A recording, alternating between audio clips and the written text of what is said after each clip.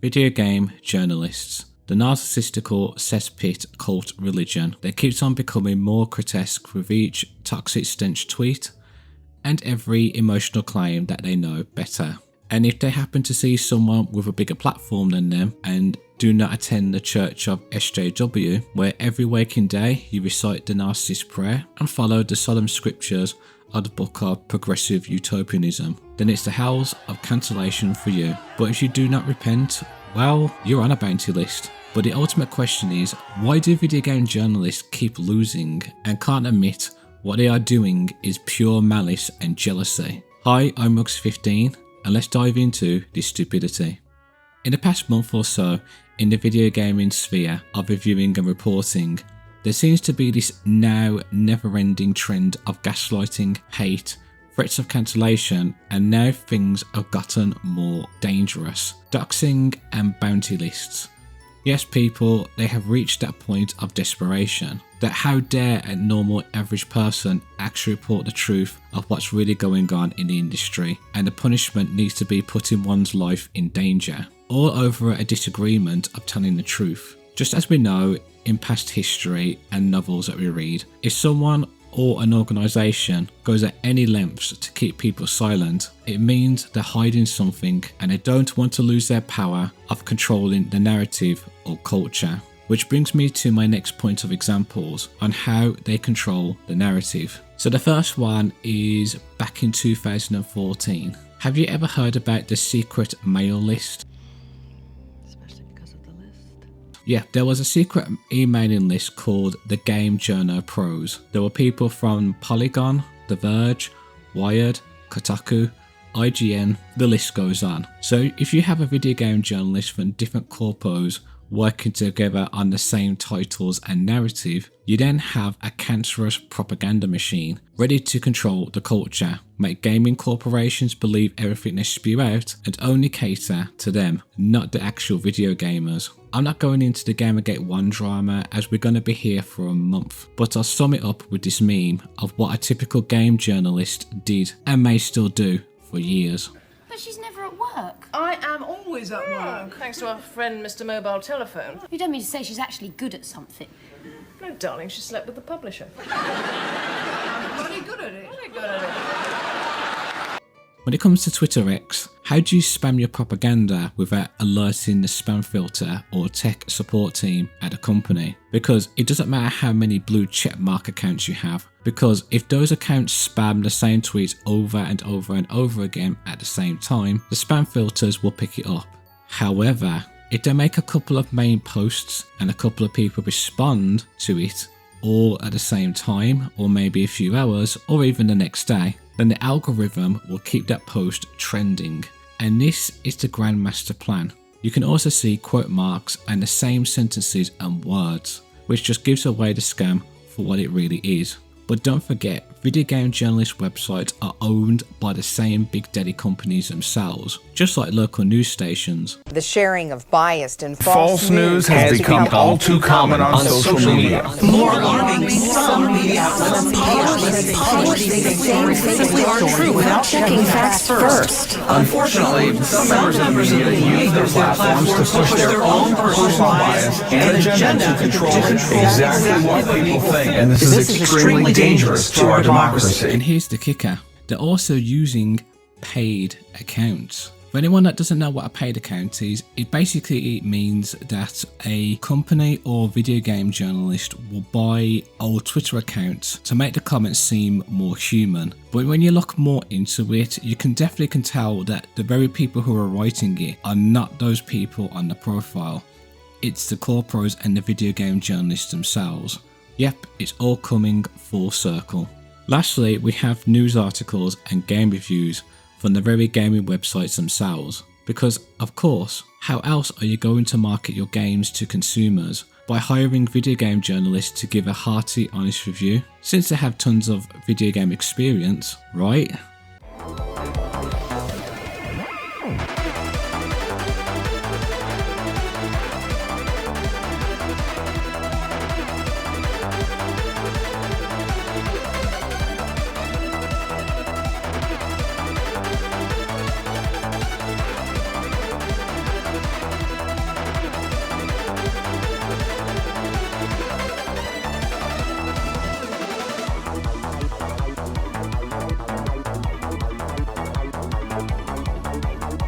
one section of the puzzle, all you need to do is stand on a button, and that button opens a gate for you to bowl a bubble into so you can progress. The only problem is that during SpongeBob's wind-up animation for bowling, he walks forward. That means you fall off of the button, which closes the gate and prevents you from bowling the bubble where you intended. Hey pal, you just blowing some stupid down? We're seeing some shit we ain't never seen before, kid.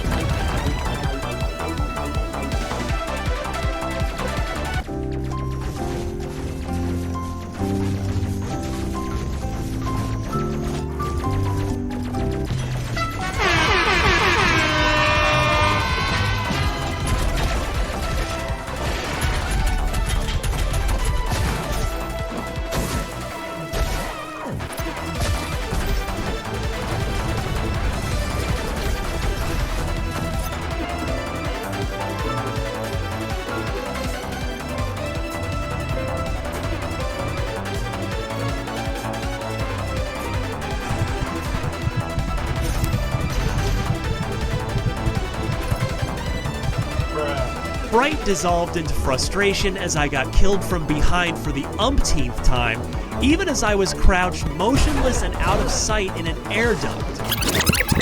Fright dissolved into frustration as I got killed from behind for the umpteenth time, even as I was crouched motionless and out of sight in an air duct. Are one of many aesthetic choices in Cyberpunk 2077 that are grating with no real point. Oh, I haven't finished it, but I've almost finished it. And my dreams of hooking up devil-may-care mercenary saber with pious priestess Celica were dashed because there's no marriage system. Oh, shut up! The way he leaps off of rooftops and flips backwards to face the camera before falling into a headfirst dive is just full of the exaggerated swagger of a black teen.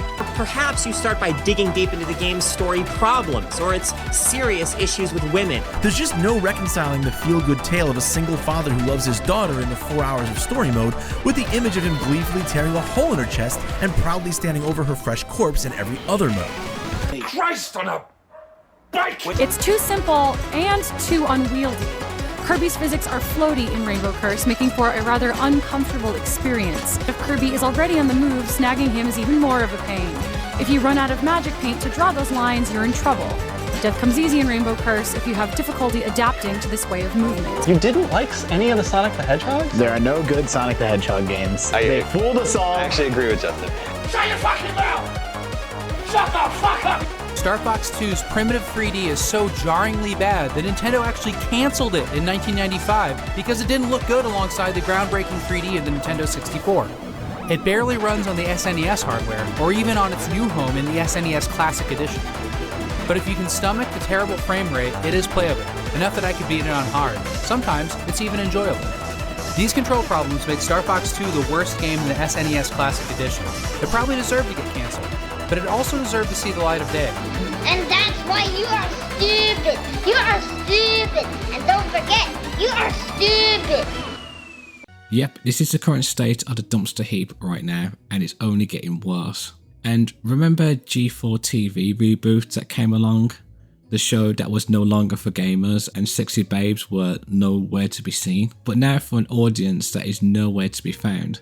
Who was this targeted for in the first place? You had streams going on for far too long, talking about utter nonsense, that your brain will utterly shut down, and lacing your coffee or energy drink with Pro Plus wasn't going to help. Being on the toilet is far more entertaining than watching that shit on the shingle. Scratch that, eating an SOS along with a long toilet break was far more enjoyable combined, and if you missed a show due to a large bowel movement, live repeats were on schedule constantly.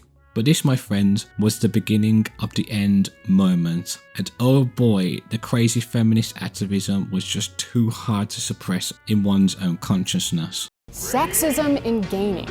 In joining G4, I was ecstatic to be part of something that I grew up watching as a child. But every time G4 is brought up in various channels, even in this YouTube channel, we have the chat in front of us, I can see you, without a doubt, there will be backlash because I'm not as bangable as the previous hosts. It's somehow... Talk to him, Frost! It has somehow been expected that you can talk about how much you jerked off to women as a compliment. That it's shit not weird. a compliment. It's weird.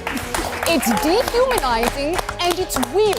Women do not exist to be nice on the eyes for you. Morgan Webb, Olivia Munn did not exist to be nice on the eyes for you. And that's just obvious sexism. You don't need to explicitly objectify women or declare that you hate women to be sexist. Adam will read a script written by the same writer that I will read the other half of the script for, but I'll be the one flamed. And yeah, it also happens to Gerard and TBH, but that doesn't discount the sexism of how it happens to me when it does. Both things can be true, that there is a general hatred of any change that isn't Adam, and that I'll receive special flame just for being a woman. When you're in our DMs or on those YouTube comments or in Twitch chat right now, those reactionary threads thinking that I'm somehow ruining your current X-Play experience because you can't objectify me how you previously did to Morgan, or that I'm somehow less qualified to speak on something, but you can't quite put your finger on why, even though I'm reading the exact same script as Adam, but you have no problem with he's part of it, you're letting your unconscious biases ruin my day and you're gatekeeping the gaming space. So maybe for 2022, we be a bit nicer, a bit more self-reflective, and we enjoy the fact that people are working hard to make free content for you. If you don't like it, don't watch it. Peace.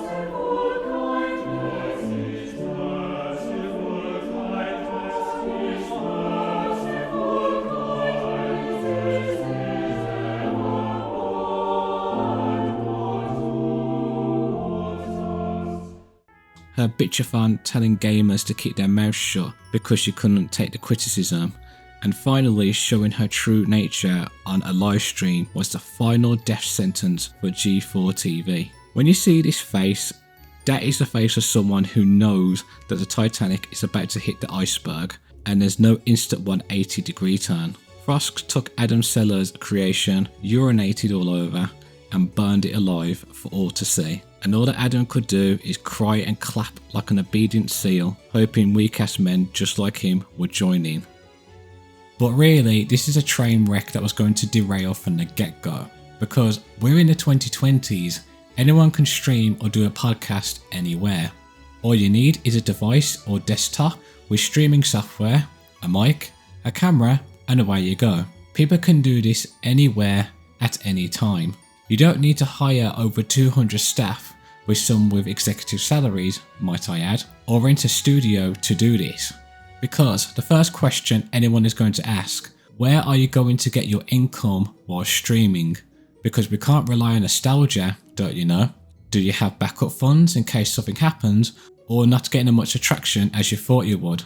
So you have a safety net. But let's not forget, narcissists don't dare to be questioned, let alone challenged. They want to live in La La Land.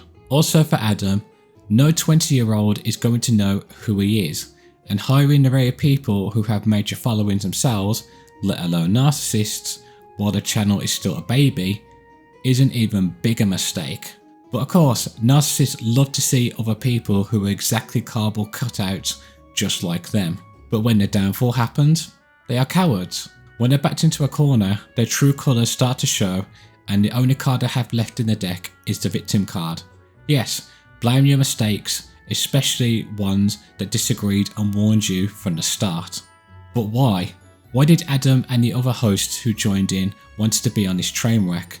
Didn't they look ahead of the tracks before boarding the haphazard machine? Nope, they were too busy thinking that the gaming industry and community owed them the world. Adam thought hiring those with big followings, along with renting an exclusive studio, would be easy money and easy recognition. In the world of all things business, it doesn't work that way. It's a new channel.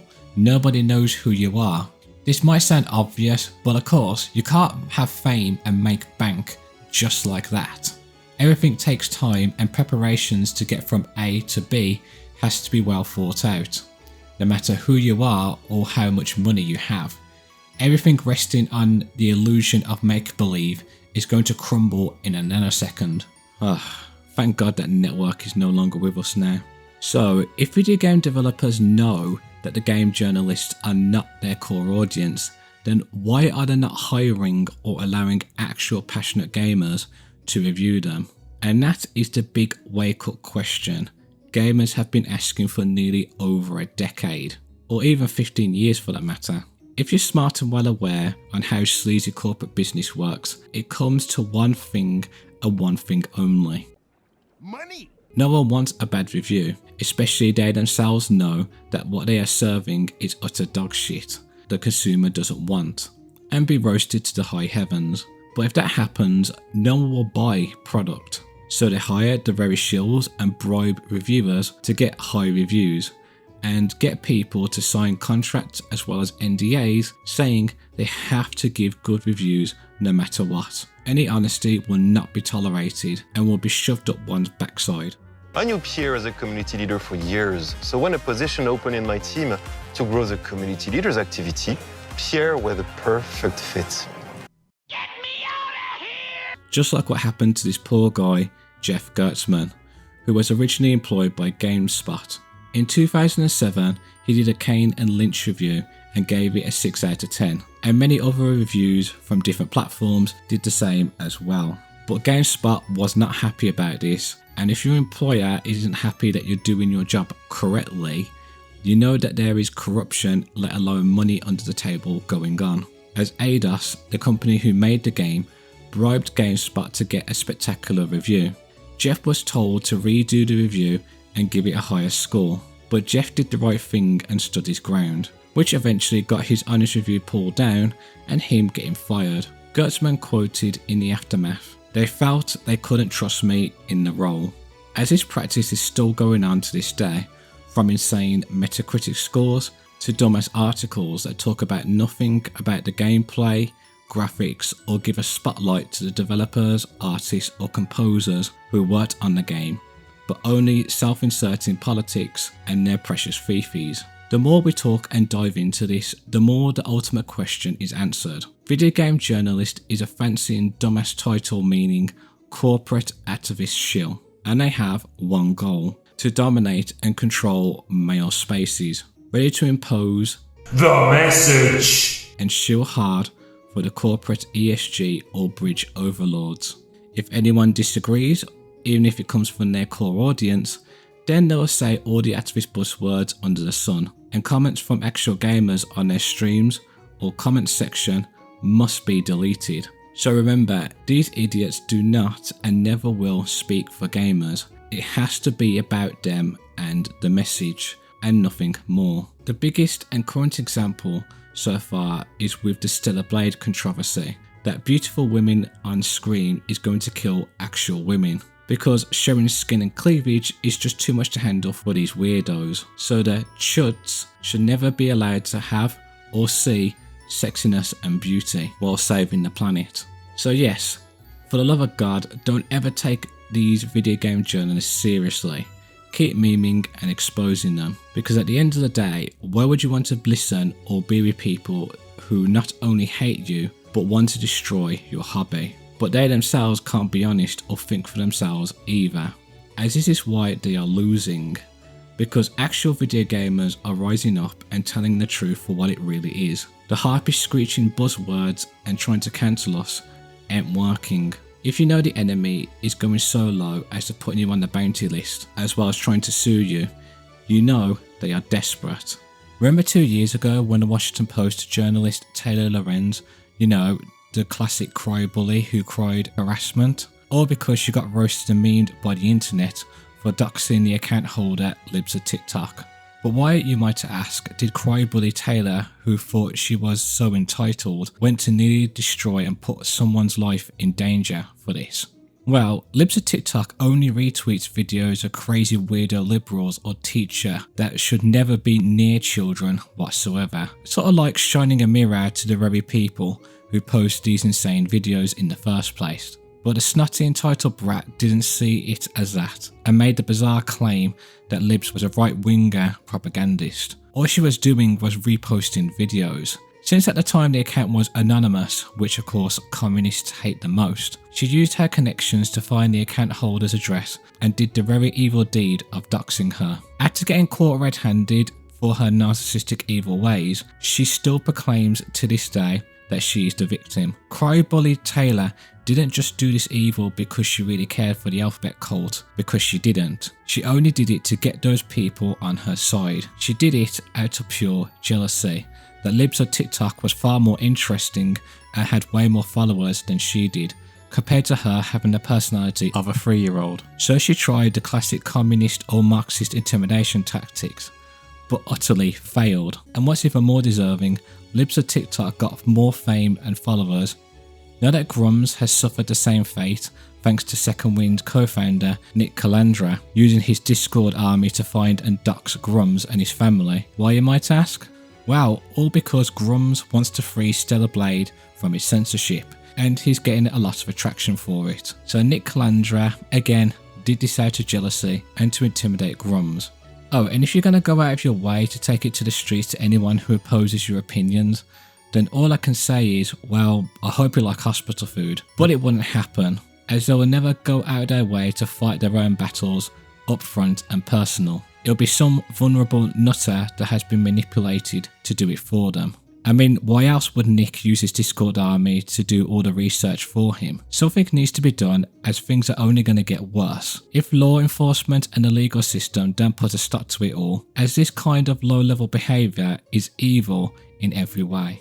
But they will eventually abandon ship, which is happening right now, as certain journalists are doing YouTube or going back on OnlyFans. But we should never feel sorry for them, as they brought it upon themselves. I know I sound like a broken record at this point, but there's still ways to go, as video game companies are still funding and hiring the haphazard propaganda machines. But eventually, with even more layoffs upon the horizon and video game studios shutting down, then comes the big crash and fall. And if programs or institutions can no longer fund them, and they themselves have no customer fan base or streams of revenue whatsoever, well, the party's over. It's a shame how things have turned out for the video game industry right now, but I have hope that a phoenix will rise amongst the ashes. It just takes a lot of imagination, determination, and the world to have strong-minded men again. Before I leave, please remember, do not harass or dox any of the people mentioned on this video. Remember, we're not like them, we're different. We have the right to criticise and roast people, but we don't want to stoop to their delusional hubris. There is a saying to all of this: don't bite the hand that feeds you. This is Wilkser15, signing out.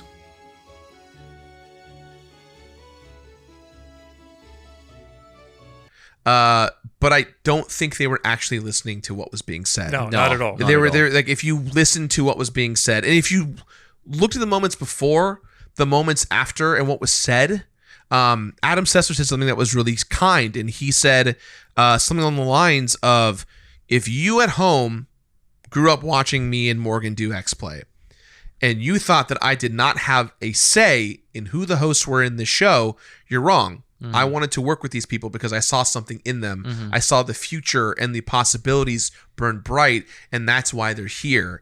And to hear Adam Sessler put us over in that way was such a kind thing in the moment. Yeah. And that's why everyone in the room is celebrating, because we all feel like, hey, like, we're trying our best to make this show not be politically aligned with anyone. Just make a show that allows people to feel welcome, warmed, accepted, have fun making fun of each other, and more importantly, talk about games and love games.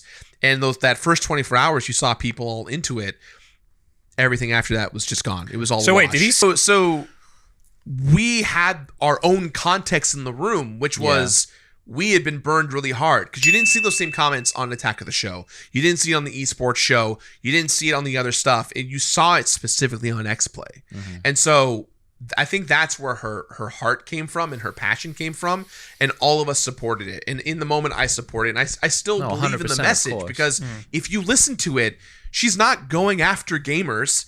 She's not like all men from the age of 15 to 55 are evil. Like, nowhere in there does she say that. And she's not specifically going after a race of a person, a religion of a person. It's just she's sharing her experience, because that's the experience she's had in esports. And to see it happen again here in this revitalized, inclusive version of G4 was a bummer, because it's about the future, right? the middle management of production that was like, don't spend this money, don't do this. But then it'd be like, hey, check out this new mixer we bought that's 40 grand. And you're like, no, that's an employee's salary. What are you doing? Don't do that. Anyways, wrapping things up, it really ruined my confidence. And honestly, one of the biggest anxieties I had going into 3DS eShop video was this thing might not take off because people are going to go, that's that guy that ruined G4. That's the guy that was a part of the explosion. You had all this controversy, backlash. It cost you sponsors. It cost him his whole management, his whole MC. I lost it. I had 2 employees quit / I had to fire one, not because I wanted to fire. I made it a goal as a business owner to never fire an employee. That was my number one promise to myself. I would never fire or get rid of an employee for any reason. And I was looking at my finances and going, oh, I don't have enough money to do this. I think we could, in this situation, say let go. Right. I don't think you fired anyone. Let go. You had right. to let go. Let go. Of someone. Or preservation or bargaining that would really help me get over the humps that I'm encountering. And I say this with love. Losing G4 was like losing a limb. Several months later.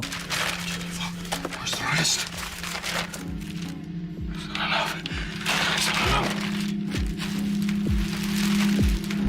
Where is the rest? Where is the money? To set the record straight, I want to make it 100% clear. At no point in the Foundation's history was there any criminal or financial fraud. None. A lot of folks have been saying that if I didn't do anything wrong, that I should have said something sooner, or that my conversation with the accusers was considered my full side of the story.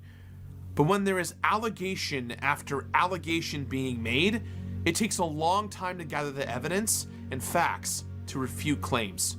This will be my only video response on this matter.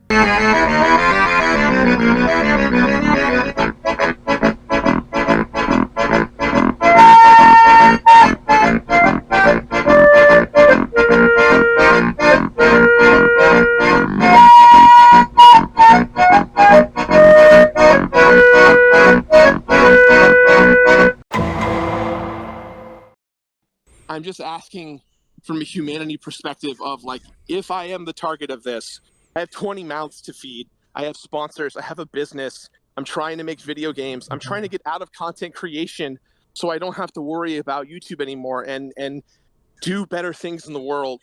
And I just know because of my track record of things like G4 exploding, me being friends with John Tron when he was a racist, I've been a part of Pro Jared, and I don't want to go home tonight and tell everyone, hey, there is a gigantic thing coming to claim my career, and you all have to close down and find somewhere else to do. I know this is shitty me to say this. I'm not trying to ask for sympathy or anything, but this kind of stuff, I mean, I've been following your guys' stuff for years. The stuff with Billy Mitchell, Carl, the stuff that you've done, Muto, with tons of content creators over the years.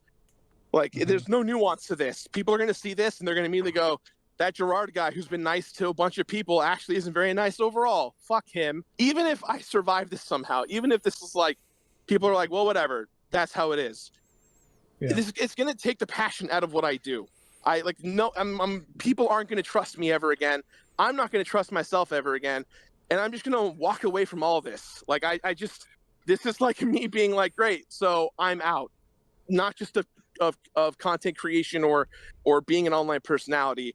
I'm just gonna stop. I'm just gonna disappear and start over and never talk to anyone ever again. Gerard disconnected halfway through the call. This is what Mudhar says before he's back. I'll just say right now, there was definitely there was a lot of guilt tripping throughout that entire video. Yes. Or throughout that entire call.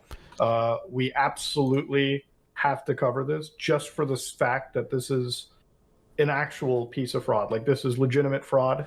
When Gerard reconnects, after levying his woes on Carl and Mudhar, he plays his hand and asks, I take it that you guys are dead set on making pieces about this? I mean, I'm definitely covering. All right. Well, I guess that's it. I guess that's That's all she wrote.